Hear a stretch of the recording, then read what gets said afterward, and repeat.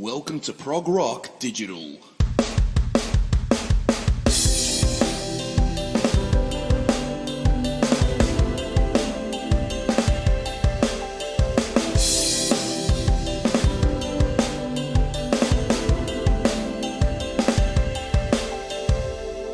Hi everyone and welcome back to another episode of ProgRock Digital. This is episode 2 of season 4. Thank you very much for downloading and streaming. Thank you for visiting progrockdigital.com and please keep those emails coming through. Now, today I'm chatting with Nick Van Dyke from the band Redemption.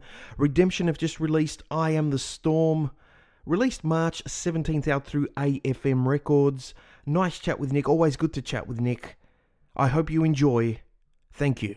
Nick Van Dyke, welcome to the ProgRock Digital Podcast, or I should say welcome back to the ProgRock Digital Podcast. You've just released I Am the Storm, released March the 17th, out through AFM Records. Tell me about the album, man. Our 8th record, our second with Tom England as our vocalist. These always seem to take a lot longer than we intend, but, we, and a lot of people have asked, it's been 4.5 years. Well, we did have a live package that we released that took a long time to put together, as we had an 11 camera shoot that we had to cut and all that stuff. And then COVID did hit. Also, Tom's, pretty busy with Evergrey as well. And we wanted to wait until we were all fresh and in the right mind to start writing. And we started writing at the beginning of COVID and got a lot done, got so much done, in fact, at such a pace that I thought we were going to have 2 albums out, and we're 2 albums worth of music. And we got into that, and we're used to doing, and we'll come back, I'm sure, to the covers that we've done. We're used to doing 1 cover per album. We got the 2 covers done before we were entirely done with all the material for the second record. And then we found ourselves getting into a spot where people were starting to get busy, and we didn't want to rush the second half of the second record. And we also didn't want to have ourselves with a bunch of music that we'd have to sit on for 12 or 18 months. So we made the decision, you know what, we got an album and a half.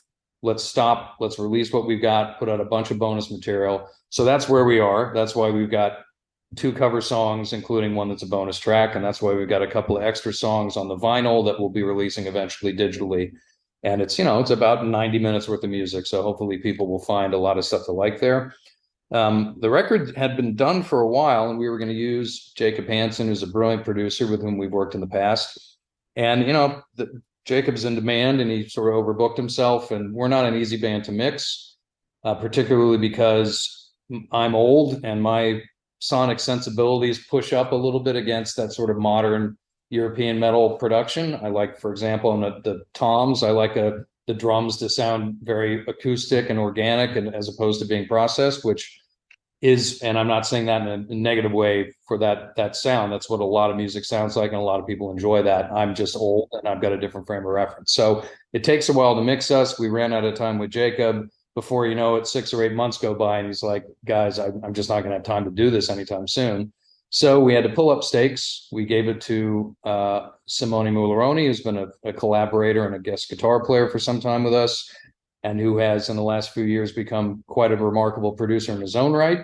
And he did, I think, a phenomenal job with the mix. And so now we've got an album that sounds great, that has a lot of music that we're very proud of, and that reflects the compositional contributions of Vikram Shankar, who, in addition to being an amazing performer on keyboards, is a composer and an arranger and a producer himself. So very proud of what we've done. I think it's interesting. I think it shows musical growth by virtue of Vikram's involvement, and the continued working with Tom and getting to a level of increasing comfort with fitting his vocal sensibilities into our music. And I couldn't be more pleased with what we got, and the reception has been great. So what made you choose I Am the Storm as an album title? It's funny, I'm a wine collector, and there's a particular iconoclastic winemaker in the States here who also does some work in Australia, actually, with a winery called 100 Acre. He makes a really nice Syrahs out of Barossa Valley. Anyhow, he bottled a particularly special bottling, and in the etched on the glass of that was a line that is all over the place on the internet if you look it up, and it says, the devil said to the warrior, you will not survive the storm. The warrior whispered back, I am the storm. And I thought that was a really cool statement of agency and empowerment, and the ability to play a role in writing your life story. You're not the only author of it, but you don't just have to sit back and let things happen to you. And I thought that was suitably metal, if you will. So I had that tucked away, and that's sort of, this is not a concept album, but there is a recurrent theme in a lot of our work, which is that life knocks you down, and you're not defined by getting knocked down. You're defined by how you choose to get back up.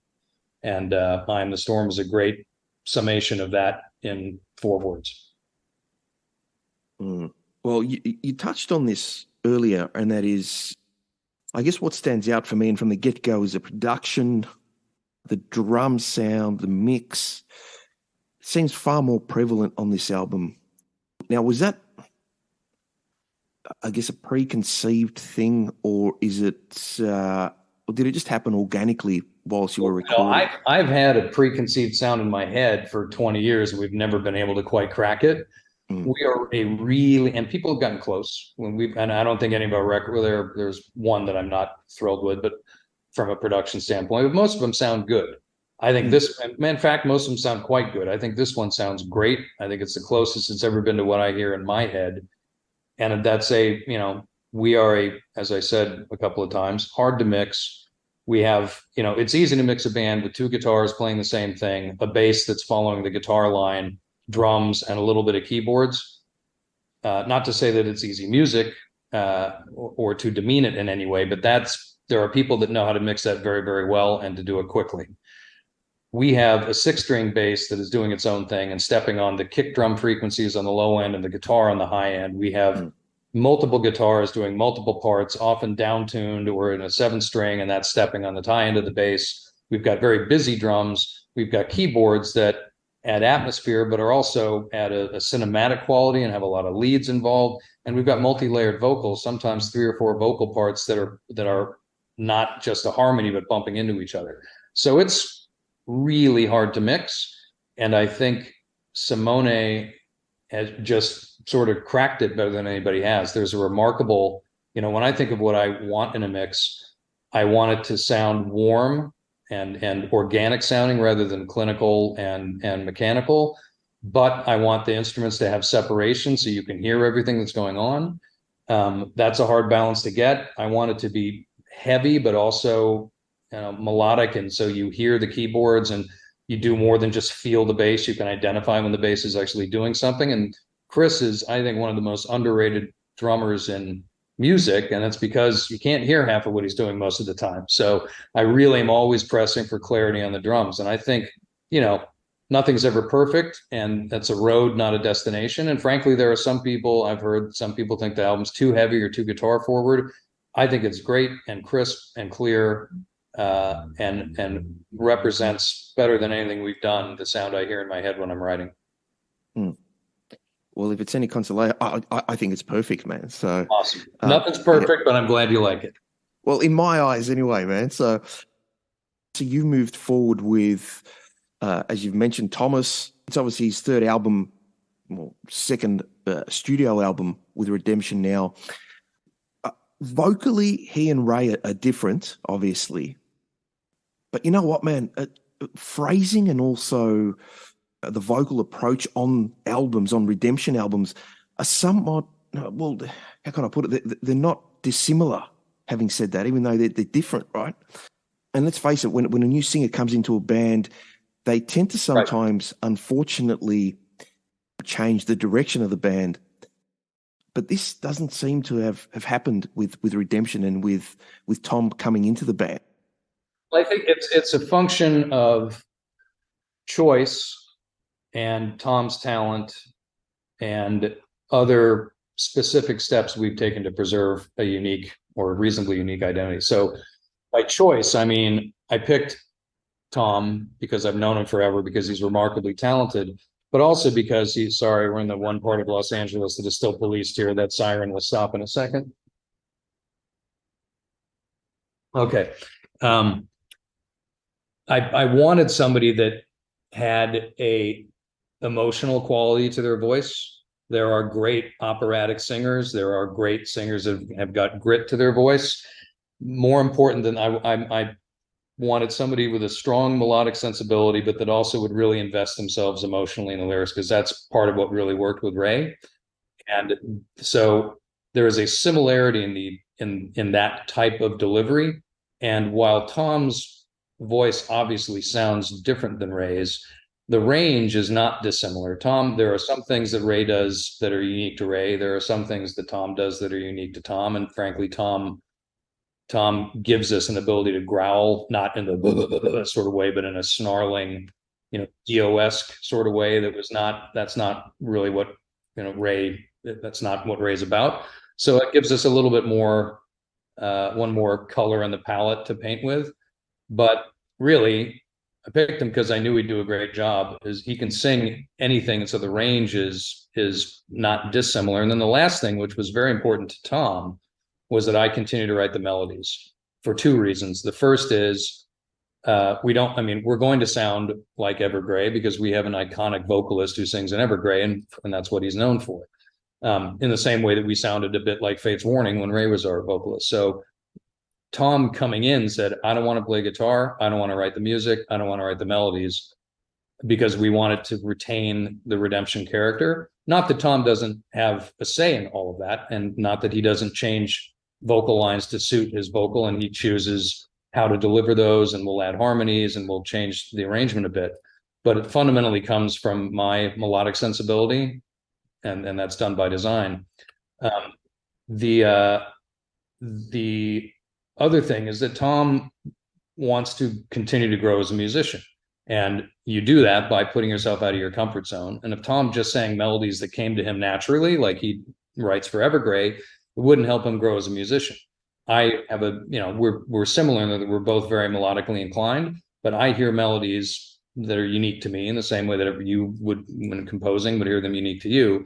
And since I don't think exactly the way Tom does, whether it's where he comes in or where a phrase goes or how words are fit to a melody line, that enables him to push himself and continue to grow as a musician, which I think is something that he very much wants to do.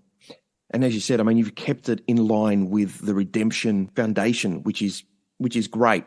Now, the album has 10 tracks. My favorite by far is the emotional depiction of light. And look, for me, it's got a commercial, happy musical connotation to it, maybe even religious feel to it, especially when we get into the chorus. Well, you got to promise me we can go over here so I can tell you the full story of that song.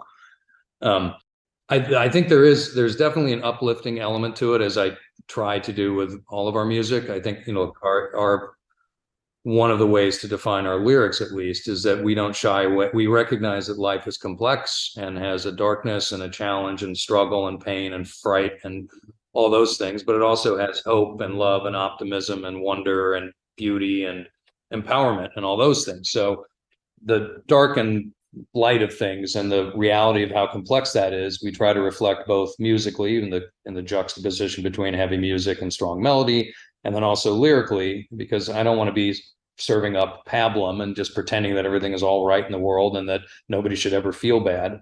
But I also I want to acknowledge the struggle while leaving people with a sense of empowerment and optimism. And I think this is certainly an empowering and optimistic song, not necessarily spiritual or religious in intent, although I personally am a religious person, but I don't want to be perceived as a religious band. But the song came from two very different and potentially humorous sources, one of them anyhow. The name came from, I was in my day job, I was in Paris with a colleague who had studied art history, and we had a few hours free one day. We went to the Musée d'Orsay, which is the Impressionist museum in Paris. And I have not studied art history. I think Renoir is a genius, so I can look at this stuff, and then we leave and I can ask my buddy, how is Impressionism defined relative to what came before and what came after? And he said, Impressionism is about the emotional depiction of light. And I thought, what a cool turn of phrase. So I tucked that in my head, had no idea what I was going to write about, but I thought that would be a cool, whether it's an album name or a song name. Fast forward a couple of years, probably, and I'm watching a show which may be popular down under called BoJack Horseman, which is an animated show about it's going to sound insane. It's adult humor, animated show about a half man, half horse who is a washed up 80s sitcom star voiced by Will Arnett. And he's trying to straighten his life out. He's got all these failed relationships, and he's a drug addict and an alcoholic, and he's a mess as I can't say human being. He's a mess as a half man, half horse, but it's really, really funny. So this is about his career comeback. He has a terrible relationship with his mother. And in one episode, his mother has died and he's eulogizing her. So the whole thing is just him talking at his mother's funeral. And her last words are, "I see you." And he says, "I don't know, does that mean she sees through me? You're this horrible person and you've ruined these people's lives and you've made a mess of everything and you can't be trusted and you have no integrity and blah, blah, blah, blah, blah. And everything you do is a facade. Or does it mean I see you, I recognize you as an individual and as your own person, and I give you that dignity? Or does it just mean I see you, intensive care unit, because that's where my mother was?" So, but I thought that notion of seeing someone and recognizing their dignity as an individual was also powerful. So I put those two into the blender along with a dose of the ease with which people choose digital interaction over real interaction and the walls that creates. And presto changeo, you get what we have there, which I think is pretty special. I will say, in hindsight, a better articulation of that last notion, Roger Waters gave a quote recently where he said his entire body of work lyrically is around the idea of walking down the street and encountering a stranger and recognizing your humanity in that person and hoping that they also recognize their humanity in you, which is a much more eloquent way of phrasing what I tried to phrase, but it doesn't have the advantage of having the funny animated horse story. Right. Yes. So in other words, their heartbeat beats the same. Yeah. Yeah, exactly. I had you on the show, and as I stated earlier, you were my very first guest on the podcast. This was back in 2020. Now, it seems to be a pivotal part of your catalog, releasing a live album. All right. What are your thoughts on that? We have done 3, although, we have been around for almost 20 years, which is astonishing. I mean, the reality is we're not a huge band. When we do have the opportunity to play out, particularly in the States, it's not to large audiences, with the exception of this Prog Power event, which is a pretty special opportunity for any bands our size. I mean, many great bands play there. Very few would be able to enjoy headlining in front of 12 or 1,300 people in the States, ourselves included. So it's a great opportunity. And I knew, by virtue of the fact that we had a new album that we were eager to promote, I think people would be interested in having Tom perform. And we had the opportunity to surprise people with Ray showing up to do a song, which I think was important as a statement of the band, everybody getting along and the mutual respect there. And also had the opportunity to bring Chris Poland out to play a Megadeth song and also really to elevate the song Alive in Color, so I knew there was going to be a lot of special stuff. And I thought, it's a great opportunity. Let's capture it and see what comes of it. And so that was that. And I'm glad we did. What's it like working with Vikram? He's a very well-spoken individual, elegantly gets his point across in a succinct manner, amazing keyboardist, pianist. I had him on the podcast when he was promoting the Nectar album. How does it feel having a fan as a member of the band? I don't even think of him that way. I'm grateful that he at least appreciates some of our music. I mean, he's a fan of Evergrey. Yes. Look, I'm it's flattered anytime anybody likes our music. I'm doubly flattered when somebody who's an accomplished musician likes what we're doing. Vikram is just a remarkable human being. He's a lovely, lovely person. He's brilliant. He's literally a savant musically. I mean, the stuff that he does, like he's going to come out here next week, actually, for us to work on a video. And, he sits down and my daughter says, "Can you play Bohemian Rhapsody?" And he'll do it. And then she'll be like, "Can you play it in A flat?" And he'll think for a second and just do it perfectly. It's like having Mozart hanging around doing parlor tricks for you. It's crazy. But apart from just performing, he's a brilliant composer, a brilliant arranger. He's got a tremendous musical sensibilities and musical knowledge and a knowledge of theory that I don't possess. I could come to him in our writing with the first half of the song Action at a Distance and the second half of the song Action at a Distance. And it's in a different key, a different time signature, a different tempo. And if I spent 3 weeks online reading up on theory, I can understand the stuff. I have enough musical training to do that. He went to school for it. So I can say, get me from point A to point B. And he comes back 2 days later with this beautiful symphonic section that modulates and delivers exactly that. He's just I think he's one of the great musicians in the world, and a great friend and a great person. And I'm super thankful for him in all those capacities. So now tell me about the cover songs on the album. Why those songs? So again, I'll frame it by saying we were going to do one for each of 2 records. And we have always done one cover per album, because I think I think it's fun. But I think it's also neat to take something, like if you held a gun to my head and said, what's your absolute favorite song in the world? I'd probably pick Hallowed Be Thy Name by Iron Maiden. Nobody needs another version of Hallowed Be Thy Name by Iron Maiden. It's already done perfectly. You're not going to do anything to it by modernizing the guitars by a little bit, right? But there's a lot of amazing songwriting in the 70s and 80s that was not done in a very metal style. And you can take those songs and do justice to the creative spark and the structure and the arrangement and the melody and the writing of the song, but recast it in a very different light. And I'll go back to Iron Maiden. I remember I was probably 14. I bought the Peace of Mind picture disc, and it had a cover of Cross-Eyed Mary. I didn't even know what a cover song was when I was 14, and I certainly didn't know who Jethro Tull was. But I listened to that and I thought, oh, cool song. And then I realized it was a cover, and I got the original. And at first I'm like, oh, there's a flute player. What do I need this for? But over the years, as I matured, I came to really appreciate that band and was introduced to a lot of great new music that way, and also saw how you can take that songwriting spark and repurpose it while doing service to what made it special in the first place. So that's what we've tried to do. And I think we've been successful at it, sometimes more than others, but most of the time we're very happy with the covers that we've done. So we knew we wanted to do Red Rain because Tom sounds like Peter Gabriel, likes Peter Gabriel. Chris Poland is like, geez, this guy sounds like Peter Gabriel. You got to do a Peter Gabriel song. And we both liked Red Rain. I'd liked it for a long time.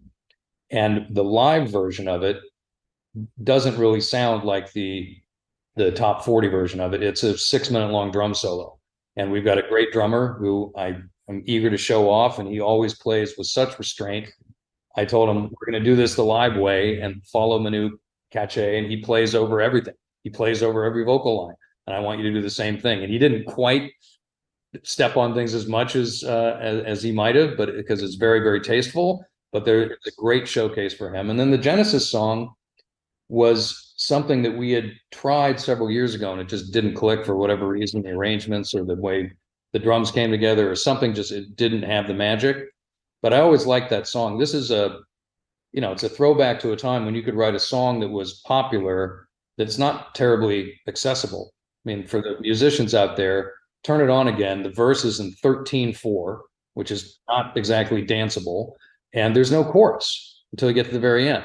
So it's hardly the type of arrangement that you would expect from pop music today. I mean, today you have people that are immensely talented, like a Lady Gaga, who, if she's performing with a piano, she's got one of the greatest voices in the world. She's an incredible musician. She writes her own music. She performs it well. She sings with tremendous emotion and power, and the arrangements are flowing and organic.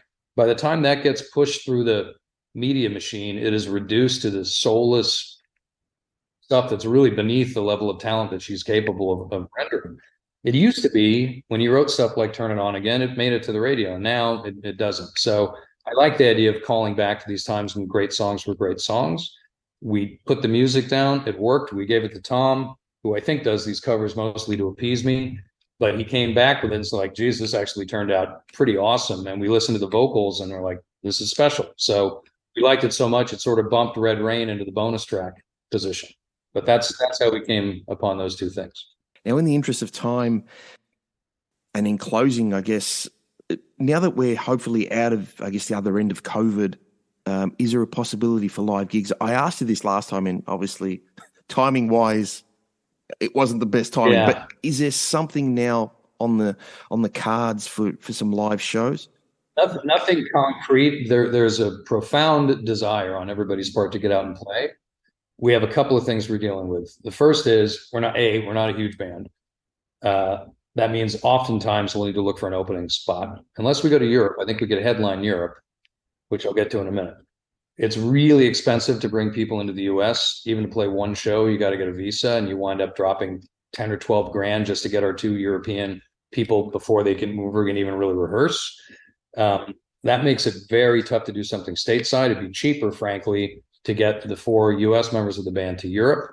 And the way you do that is usually by booking 1 or 2 of the big festivals, which pay well enough where it can justify going over there and all the time that goes into rehearsing a set. And then we can play live dates in between. And once we're rehearsed and up and ready, then we could I'd love to come down to Australia, play there. I'd love to play in Asia. And so it really hinges on, we also got to be mindful that, Tom's got Evergrey and Simone's got a bunch of stuff going on, and I got a pretty busy day job. So between schedules and finding the festivals to make it work financially, it can be challenging, but it's something we definitely want to do. And I look forward to being able to do it. Thank you very much for coming back on the Prog Rock Digital podcast. The album's out, I Am the Storm, out through AFM Records. Nick, any final words before we speak again? As before, I want to thank you and your listeners. Every time we connect with a fan, every time we hear from somebody that cares about our music, it gives us energy and enthusiasm to keep doing what we do. And we really appreciate the interest and support. Nick Van Dyke, thank you very much. Hey, Nick, great to be with you. And I know you're talking to a buddy of mine in a little bit, and he might have something interesting to talk to you about.